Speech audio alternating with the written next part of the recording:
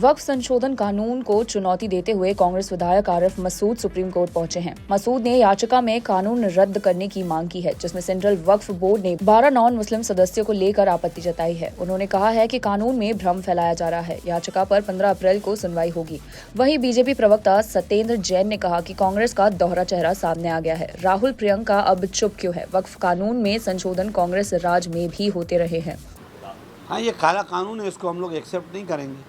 हमने मानने से मना कर दिया, और जब सरकार मानने को तैयार नहीं है और अपनी हठधर्मी करे जा रही है तो सुप्रीम कोर्ट एक सहारा है।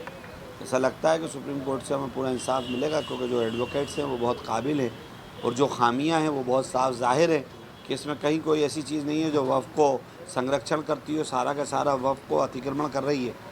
इसलिए उसको लगाया और मुझे पूरी उम्मीद है कि न्याय मिलेगा। आधारभूत क्या ढांचा उसमें तैयार किया आपने, क्या पॉलिसी? नहीं, वकील ने करा है, बहुत अच्छे साथ करें। बहुत सारे पॉइंट्स हैं जो बिल्कुल समझने वाले हैं।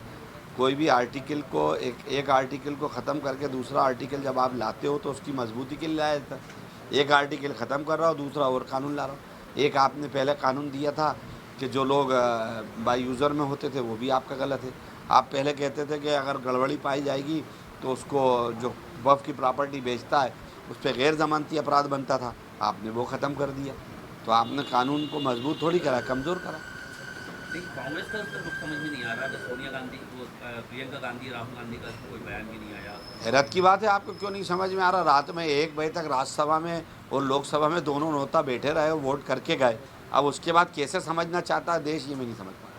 देखिए, मुझे लगता है आज पूरी कांग्रेस आरिफ मसूद जी के इस कदम से एक्सपोज हो गई है।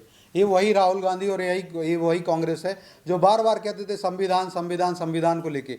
और ये वक्फ अमेंडमेंट जो हुआ है ये पहली बार नहीं हुआ है। ये नेहरू जी ने भी किया था, नरसिंह राव जी ने भी किया और ये मनमोहन सिंह जी ने भी किया था। उसके बाद अब वक्फ में अमेंडमेंट हुआ है, तो ये जब अमेंडमेंट हुआ है तो ये वही संविधान के द्वारा निर्मित संसद में हुआ है, लोकसभा और राज्यसभा से पारित हुआ है।